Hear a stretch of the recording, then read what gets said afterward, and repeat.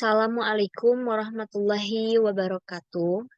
Pada video kesempatan kali ini, saya akan membahas mengenai ruang lingkup manajemen risiko, mata kuliah manajemen risiko keuangan dengan dosen pengampu Dr. Gustian Juanda. Sebelumnya, perkenalkan, nama saya Rifani Septia Anggari. Saya dari kelas MN21J dengan NIM 2021008068 Universitas Nusa Putra. Untuk mempersingkat waktu, akan saya bahas mengenai pengertian risiko. Menurut Drucker menggambarkan risiko sebagai hasil dari tindakan yang dilakukan oleh manusia. Ini menekankan peran manusia dalam mengelola risiko.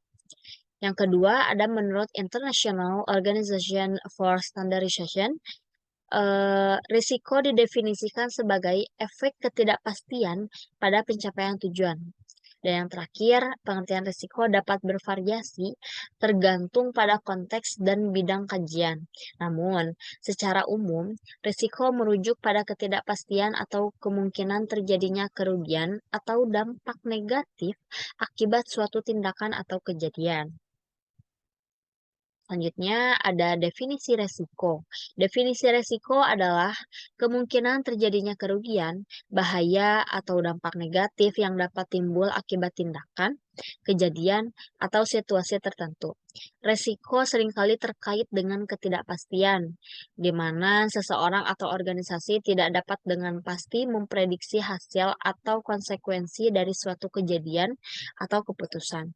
Pengelolaan risiko adalah upaya untuk mengidentifikasi, mengukur, mengelola, dan mengurangi risiko dalam rangka mencapai tujuan atau hasil yang diinginkan.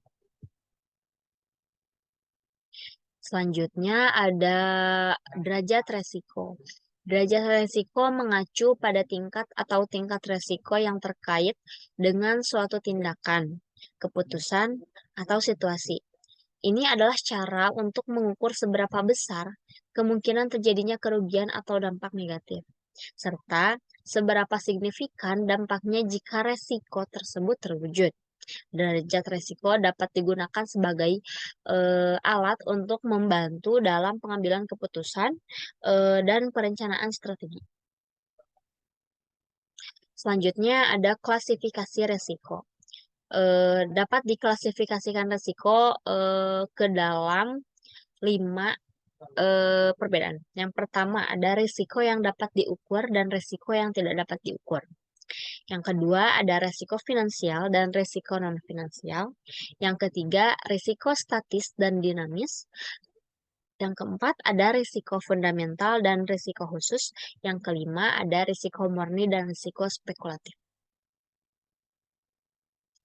Selanjutnya ada pengertian manajemen risiko.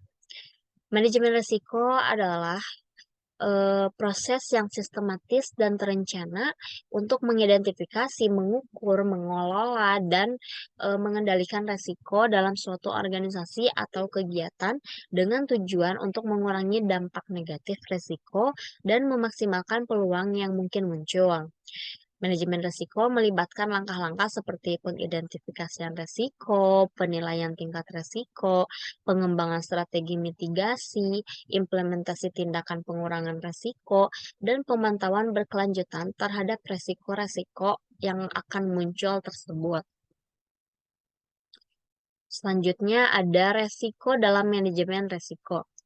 Dapat diklasifikasikan kembali ya. Yang pertama ada risiko finansial yang terdiri daripada risiko pasar dan risiko kredit. Yang kedua ada risiko operasional yang dimana terdiri dari risiko proses, risiko keamanan, dan risiko manajemen. Yang keempat ada risiko strategik, di mana risiko ini meliputi risiko lingkungan eksternal, risiko reputasi, dan risiko inovasi. Dan yang terakhir ada risiko kepatuhan yang terdiri dari risiko hukum dan risiko etika. Selanjutnya ada ruang lingkup manajemen risiko. Ruang lingkup manajemen risiko mencakup berbagai aspek yang perlu dipertimbangkan dalam upaya mengidentifikasi, mengukur, mengelola, atau bahkan mengendalikan risiko dalam suatu organisasi atau kegiatan. Ruang lingkup manajemen risiko mencakup tapi tidak terbatas pada hal-hal berikut. Yang pertama, identifikasi risiko. Yang kedua, penilaian risiko. Yang ketiga, pengembangan strategi mitigasi. Yang keempat, ada implementasi tindakan pengembangan risiko. Yang kelimanya, ada pemantauan dan pengendalian risiko. Dan yang keenam, komunikasi risiko. Yang ketujuh, pengukuran kinerja dan pelaporan. Dan yang terakhir adalah integrasi manajemen risiko. Oke, baik. Mungkin hanya itu saja yang dapat saya sampaikan pada kesempatan kali ini. Selebihnya saya mohon maaf. Wabillahi taufik wal hidayah. Wassalamualaikum warahmatullahi wabarakatuh. Hai, fuck it, we can solve